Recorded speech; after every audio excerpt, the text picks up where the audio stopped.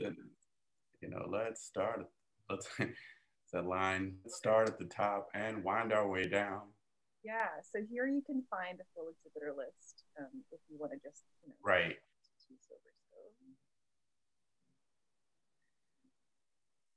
Oh yeah, the Sun Ra releases. Oh, here it is. Yeah, here we go. Yeah, so yeah, this is just shout out to Julia and John and Jim. I mean, old home week for me. Sober Scove, a Chicago joint. Yeah. Sun Ra, who actually just sent out a thumb drive with 10 Sun Ra albums. As a thank you to all the artists who donated in our benefit last year. And it's Sun Ra's studio recordings from 1978, 1979. So I've been on a real Sun Ra bender, and if Sun Ra is your thing, I mean, living in the same town with John Corbett and Jim Dempsey as the pusher man, let's say. And I hear that they're representing the estate, all the extra musical stuff. Around Sun Ra. So the release of those 4 books of poetry is quite an occasion. Yeah. So yeah, and so it's nice that Sober Scope, they're working with Sober Scope to help further distribute them. But yeah, and a couple of these things, and on my list also is Bom Dia, that also did that release of Sun Ra's poetry, and they did a Spanish translation, and they tied it to a trip to Mexico that Ra did, I guess, with the orchestra, but a very beautiful book as well. But all of this stuff, it always tends to go out of print. All the little Ra hounds. Maybe go to Bom Dia, since you just mentioned Bom Dia. Oh yeah, we can go to Bom Dia. Oh yeah, and this is a great event. I mean, I have to say, at first, I'm not the most technologically savvy, and just as the event itself is overwhelming, so too was the website, but that is as it should be. Yeah. To quote Mae West, too much of a good thing is wonderful. Well, we tried to get the kind of energy of the physical fair, which is always like one can't possibly see everything in one visit, And I got a note from my brother in arms, Anthony Huberman, who on Wednesday, and he knew I was there. He knew I was already in the site. And I think he might be down in Colombia. He sent me a note saying that it was too overwhelming for him. And I was like, oh, come on, get over it. If I can get over it, you can get over it. Yeah, I'm actually a former Anthony student. And just to think about like the aesthetics of like the Artists Institute and CCA WADAs, his mode is to kind of like really give things time to unpack. And so this whole fair vibe is like it's like everything all at once. Oh yeah. The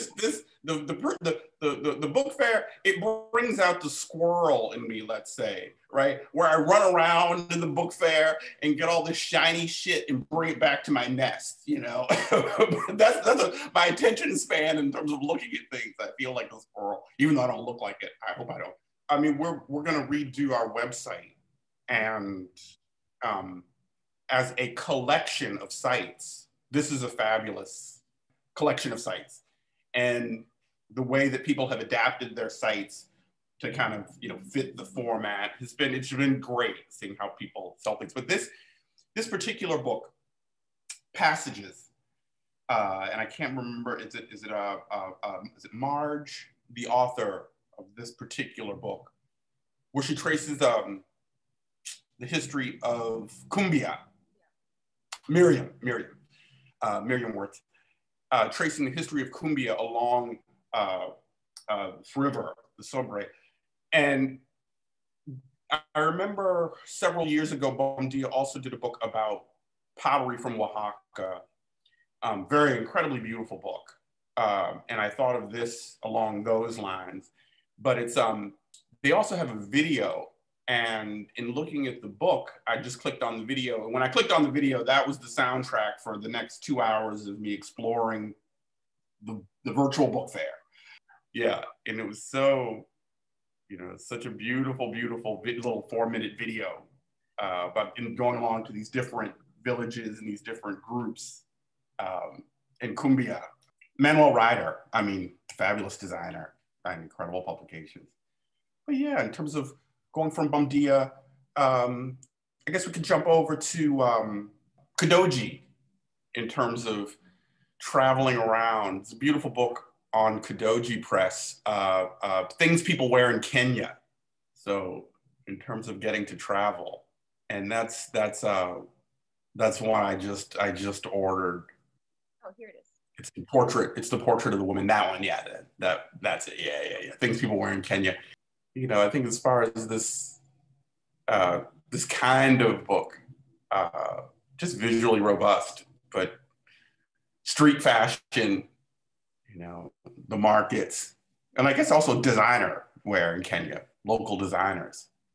Yeah, it just really caught my eye. So going from Colombia to Kenya, where else did I go? This in terms of like the way some of the photo booth photos look, it reminds me of like photo booth portraits from Mali, like Sidibe and like Yeah. But like contemporary, and also like integrating like what's happening in like the story of fashion now, right? Fast fashion. Yeah. If you want, I think that like maybe a next good Hamza suggestion as we travel the world might be the book from Offset Projects. Oh yeah. Offset. There were a couple things in Offset that caught my attention. One of them is Shandan Gomez. The book is really beautiful. Yeah, it's This World of Dew. That's it. This World of Dew on Photo Inc. Yeah, but just a story about this photographer who found this young girl's, 12-year-old girl's drawing book, and then went and made these photographs that resembled these landscapes that she was drawing, but then going and trying to, he wanted to meet her. And so her name was listed, but he went to her village, and but she had passed away. And it turns out that she'd never seen mountains, but just the story was. The story is it's so moving. So it was so moving. Just had been in her imagination, I guess, and he like actually sought out things that resembled what she'd imagined. Yeah. Oh my gosh. Yeah. So I love that Offset also showcases other publishers, Photo Inc. being a gallery. They also have Malika Mela, which is and you were mentioning African studio portraiture before, and also thinking about Indian studio portraiture. And I was just really, some of these looked incredible. And this is a Patrick Frey joint. Yeah. So, you know, it's always great. I mean, just incredible publications out of Patrick Frey. But what I love about these is that, like, with like, you know, Sidibe or Kate's Head, there's like a kind of singular direction, you know, like eye, but whereas these girls were just kind of directing themselves, and just, it's so playful, it's so beautiful. Where would you like to go next? Let's go to Chile. Should we go to Chile? Naranja? Oh yeah, Naranja. Yeah. Naranja. Yeah, and I'm not, you know, confessional. I'm an Offset man. So I tend, in terms of like unique or singular books, I've never really, you know, I'm not that much a fan. They tend to be on the precious side, but that's just a disposition. This book is staggering. I mean, in terms of, you know, beautiful book. Mario Andres Correa Illanes. It's really beautiful. You know what it reminds me of is it reminds me of Lewitt. Yeah. Totally. Like the Book of Creation. It totally gives me Book of Creation vibes. Yeah. I mean, if I were a publisher, I would, you know, approach Mario about, like, it's like, would he do an offset run of this book? Yeah. It's so staggering. Oh. So smart. Yeah, he should. Yeah. Absolutely. For us, for everyone else. Yeah, for everybody. Exactly, but just a knockout. So yeah, that's Where to? It's spiral bound too. The spiral is like, you can afford me. The spiral bound. Oh yeah. I made a couple. Did I make any spiral bound purchases? Yeah, if you want to go to Rhombus Press. Rhombus is wonderful. Yeah, Rhombus. I was especially excited about Rhombus. They're one of the first time participants in the fair. That's interesting. Because I purchased, if you scroll down one more, I purchased Amber by Nina Cannell and Robin Watkins. I purchased this one, which looks fabulous. But this one, Asir by Farouk Farrokhzad, a couple of years ago, it was another shop that was carrying this book, and I didn't pick it up then. And I've subsequently learned more about her, Iranian poet. This book's from 55. And I saw there's a Peter Oblinger, a composer, Austrian composer, I believe,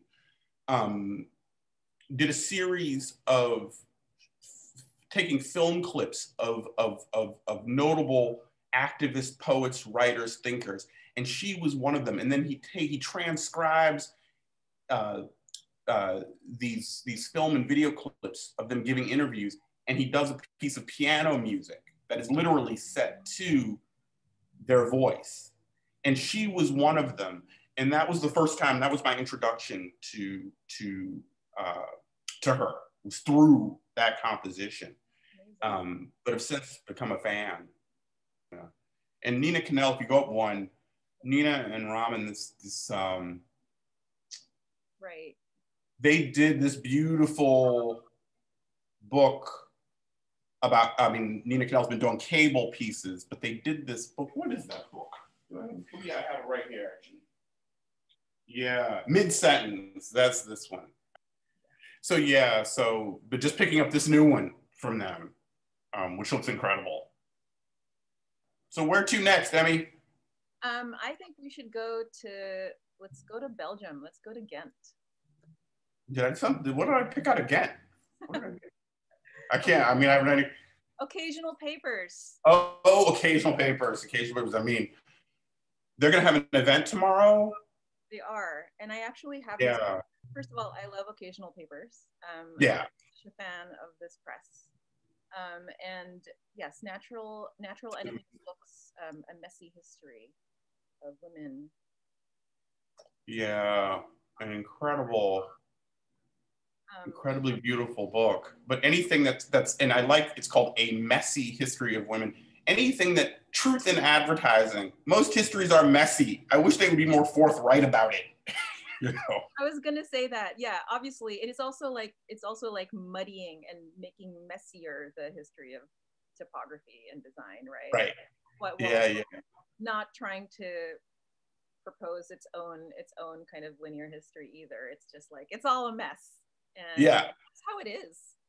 Yeah, and I also like the Bob Cobbing book that they did, incredibly beautiful, and those Stephen Willett's.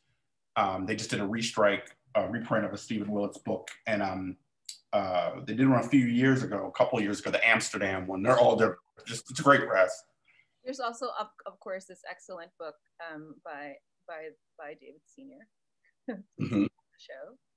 What have we discussed yet, Hamza? We can talk about. Let's see. We can talk about I Am Curious Orange. Oh, I'm Curious Orange.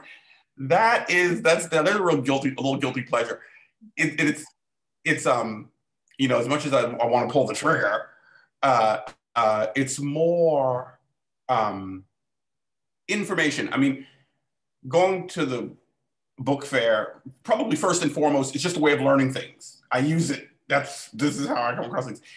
And Michael Clark came and gave a talk here a couple of years ago, and he played the videos of his dance company With the Fall. So that was the first time I'd heard about those, but I'd never seen the videos, the footage of it.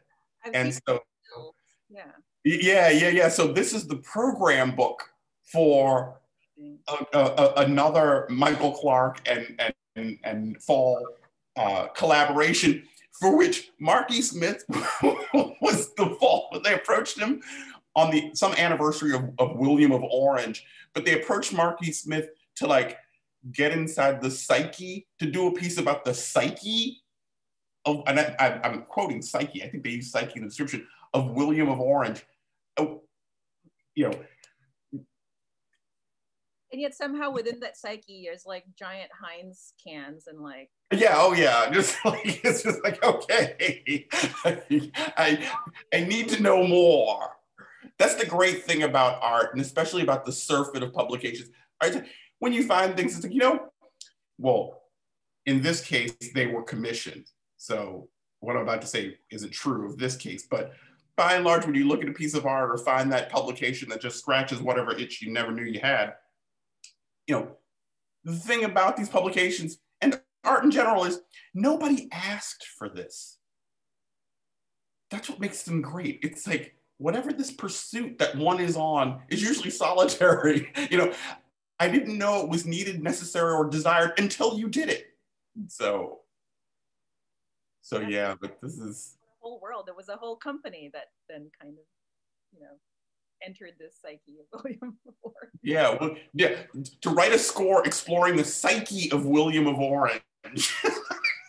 And Charles Atlas and Lee Bowery. Charles, yeah. It's like, okay. All right. So I think we're gonna go to, new documents. New documents. What did I choose on new documents? Let's see. New documents. The Infinity. Oh yeah. And it's oh, who's the cat from new documents? I can see him. The Infinite Library. This is Harris Epaminonda and Daniel Gustav Kramer. This beautiful book project that they've been doing, what, for 10 years or whatever, but this is the publication that documents those books that they've been making. But I've been waiting for this for a long time. I showed some of those pieces from the Infinite Library, and I went over the bibliography that goes with the piece of the books that they used for those pieces. And I found just a couple clerical errors and sent them to Daniel and Harris, but it was a beautiful exchange, just in terms of having an excuse to go through their source material with a you know, to sift through it. But yeah, also Pope L's collected writings coming out. Oh, really? That's exciting. So, you know, that's exciting. Yeah. It's a Pope L extra once. Yeah. I played one of his Obamas in pajamas.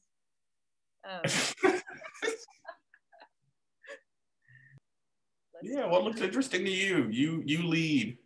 I think it would be great for us to chat a little bit about N.H. Pritchard. Oh, that N.H. Pritchard. Oh man, incredible. So thank you, Ugly Duckling and Primary Information. N.H. Pritchard, The Matrix. I wish I could put the Wachowski brothers on this beat. Right. Yeah, like, you know, we need to do this version of The Matrix. But incredible publication, incredible book of concrete poetry. N.H. Pritchard, when is he born? Late 30s, dies early 90s. But this book, The Matrix, seminal book of concrete poetry, Black poet with the Umbra group. Right. Didn't get, this book, according to Castellan, it's got 0 play, but was like one of the only major books of concrete poetry published in the United States, at least by a major publisher. Was it Dell, I think, may have done the first one? Dell or Delta? Dell, maybe. But yeah, it's, and to go to N.H. Pritchard, and also a shout out to Camila Janan Rashid, right? To just like, let's take a step back, you know, and her book that Printed Matter put out, fabulous.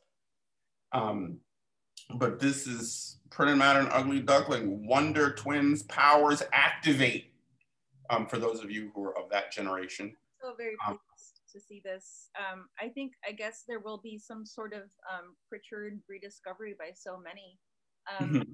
There's another collection. I think in total there were just 2 collections published. Yeah. Poetry, and so Echoes, or Echoes. Echoes pronounces that, elongated Echoes, is yeah. Also getting the reprint, the facsimile is also. Did you know about that, Hamza? There, Adam Pendleton started a press and called Daba, and so like kind of combined, there will be like finally kind of made available the the 2 N.H. Pritchard books. Oh wow, that is great. I didn't know about Adam Pendleton's press, but that's great. That's another, so you know. Yet another brilliant collaboration between Ugly Duckling and Primary Information. Yeah. For what they get to bring back into circulation. And actually, if we're and on this period, if I could just give a quick shout out to Gregory R. Miller in Co. We could just go there just real quick. Yeah, Afrocobra? For Cobra, just a shout out to Jeffreen Hayes. And the book is now out, but I think the show was traveling. It went to Venice. But this. Here we go. Oh, you froze a little bit, Hamza. Oh, did I freeze? No, you're back. Yeah. There we go. Yeah. It's finally the Black Arts Movement, the historicization of the Black Arts Movement as it's happening before our very eyes. Yeah. But this looks like an incredible publication, incredible show. But also Chicago, there was the Freedom Principle, and then there's recently, I'm going to blank on why am I blanking on her name? She's at Northwestern Art History Department, Rebecca Zorak. Rebecca Zorak's book, also on Afrocobra, just came out. So I feel like the Black Arts Movement, long overdue, finally being, generation taking it on, right? I guess like on the heels of Soul of a Nation, like then it kind of opened up the closer look at kind of that big overview, right? And then I mean, I don't want to give Soul of a Nation. I mean, Jeffreen Hayes has been on the beat, as is Rebecca Zorak, well before Soul of a Nation. Yeah.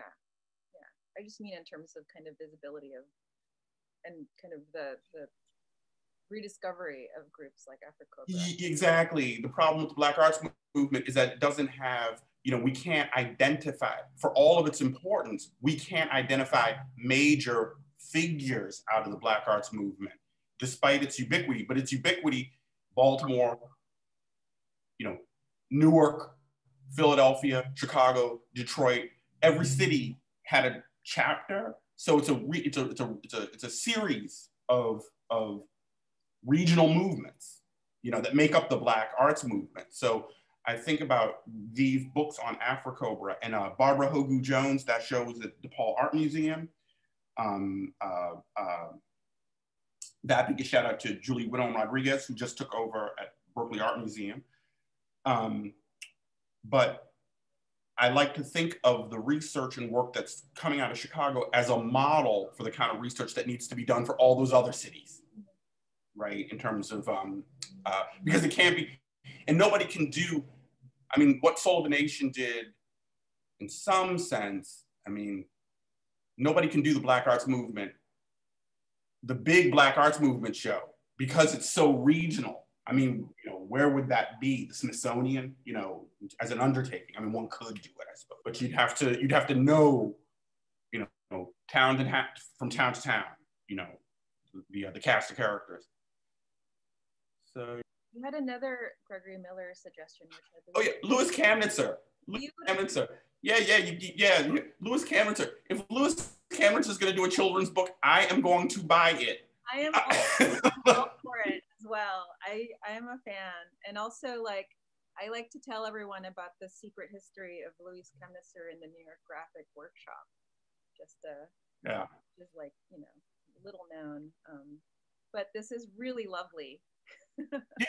Yeah. I mean, and it's the other one.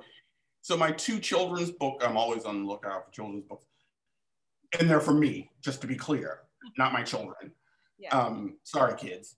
The John Baldessari. So the Westreich Wagner. Yeah. Booth. Yeah, they have a beautiful John Baldessari children's book that made me reach for my wallet. Yeah, they said it's the first one in a series of 7, I believe, artists doing children's books. And those things tend to disappear, those artist children's books. It's sometimes like Lawrence Weiner's Something to Put Something On. I have that. It's so good. It's like this is Lawrence Weiner like 101, you know? It's like maybe all artists should have to do a children's book as a way, and you read that, you're like, oh, this is the best understanding of your work so far. Like in distillate form. Make it for kids. There's this, it's a nice collection to kind of build is sort of not just for children's books by artists. Yeah. You know what? I'm a big fan of Pacific, and it would be great if we could highlight. It looks. Oh like yeah. We'll go to Pacific, yeah. Yeah, and just a shout out to what's the publication? It's very Nelson George. Nelson George, yes. Nelson George, yeah, and I had the good fortune of working on a project with him for The Shed, Soundtrack of America. We were both on the kind of the programming committee, and it's great, his collected writings. You know, to see them all in one spot and in print. But yeah, just such an honor. Yeah, and then the other one, what's the other? The other one is Book of Drug Terms. Yeah. Terms of drug use, something like that. Yeah. From the 70s or something. From the 70s, yeah. That was produced by the New York State government in 1972. Yeah, there it is. Yeah. The new vocabulary that originated when we created it. All right. And I like, I mean, subcultures and the languages and their attendant languages, let's say. Right. But, sipping on syrup, DJ Screw, just, give me something I can step on 2 or 3 times, right? The language of heroin addiction. Yeah. So that's where my interest in this comes from. And I think maybe perhaps finally, depending on how long we have till they kick us out, I wanted to highlight one of your highlights. Oh, yeah. It's Black Art Notes. And that's, I'm so primary information. It's like, I don't want to give James Moore my money, goddammit, but I have to. Taking it. It was very beautiful. I didn't know about this until when I was doing Made in LA with Ara Moschietti and met Noah Davis. And Noah Davis, the late Noah Davis, was really tight with Dagny Corcoran, and he had that bookstore in front of the Underground Museum that he set up. But Dagny had given him some titles, one of which was an original copy of Black Art Notes. Wow. And it wasn't this one. I'd never seen this one. This one was yellow. I think it's the same publication, I'm pretty sure. But it was beautiful. I didn't know how sick Noah was, and I was looking at the publication really. At the time, I didn't know how sick he was, and he said, "Hey man, you can have that. You can have that." And I was just like, "No, there's no way I'm taking this book. I'm not taking this book." But it's so buying, having a copy of this is bound up with that exchange with him, in part. But it's an incredible Tom Lloyd, and the interest in Tom Lloyd's work coming back. I know Krista Franklin is writing on Tom Lloyd. I'm sure the monograph on Tom Lloyd is in the works, but I'm pretty sure she's on the beat. But I came to Tom Lloyd through Black Artists in the Mainstream, that 1969 panel that was at the Metropolitan Museum of Art. And He was the youngest artist on that panel. But Dawood Bey knew Tom Lloyd and told an incredible story just about, you know, his work being damaged and him, you know, kind of receding in some sense from making work at one point. But that whole relationship between the artist, the art, and the audience, to what extent does his artwork represent a Black experience? You know, given his interest in tech and new media kind of a thing.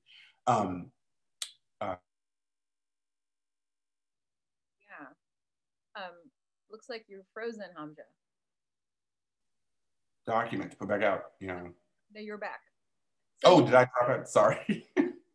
I'd like to make a shout out to Camille Drummond, who was the managing editor of this facsimile project. Oh, yeah. Did we forget to talk about anything? I thought that the thing at the Phillip, which is just the website. Yeah, which is kind of just like there's a screening. Yeah, the screening of services working group, which I thought was just a brilliant move on Phillip's part. So there's the Folio 17, where they took the transcript of, in 1994, Helmut Draxler convened a kind of a brain trust, right? That's Andrea Fraser.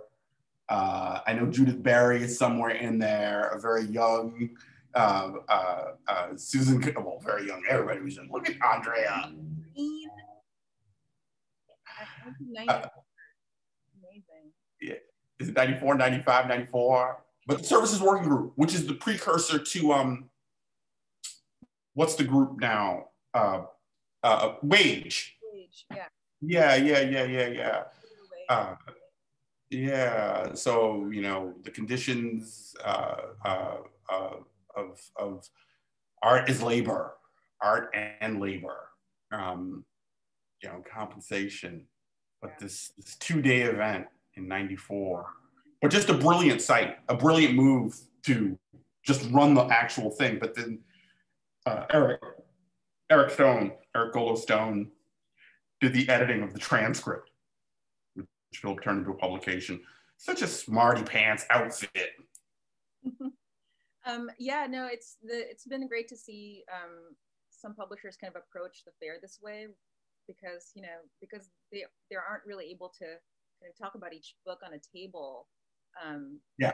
Think of the online experience and like present one project. It's really smart. Yeah, and I've seen just like so many different approaches to the online presentation with this fair.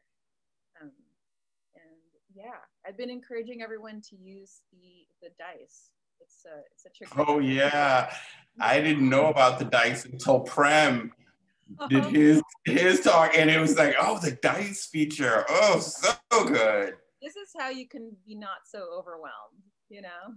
Right. Let the dice dictate where to turn next. Just like in the physical fair, you can just like turn and encounter something. Exactly. There's also which you can navigate through the arcade, but you can also navigate through exhibitors. You can go to the Book Cloud, which is a selection of randomized publications. And then if something catches your eye, you can also go to the specific exhibitor site and learn. Yeah. And given what this thing has to do in terms of all of the energy that it has to corral and make accessible, you guys have done a wonderful job. It's a great, you know, it's bound to be confusing. It's bound to be overwhelming. But once you're in, the water's fine. Yeah, and you know, the programs is a nice way to kind of experience it with a different kind of time, you know, like and just like really pause and listen up to a particular conversation, and then seek out the books that are being discussed. So it's 2.5, well, a little more than two and a half, but yeah, there's still all of Saturday and Sunday, and yeah, keep coming back. Oh yeah. There's also, I'll be there tomorrow. There's an astonishing, just I don't mean to overwhelm you any further, but there's an astonishing list of programs just being held on each site as well. And it's a great range of, it goes from like, you know, more formal presentations like Mike Mendel speaks on Ansel Adams, and then there's like hang out with us and you know, have a pizza.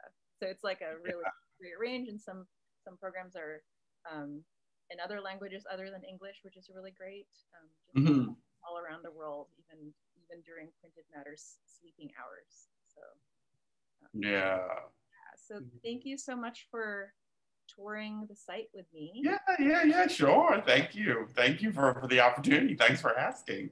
Yeah, and I hope people check out all of these excellent pics of yours. And yeah, we'll have the tour available on here's a site, the archive, which is the kind of fun part with this holodeck from Star Trek, and Fair Tours will be here along with yours, and we'll be uploading and people can follow along.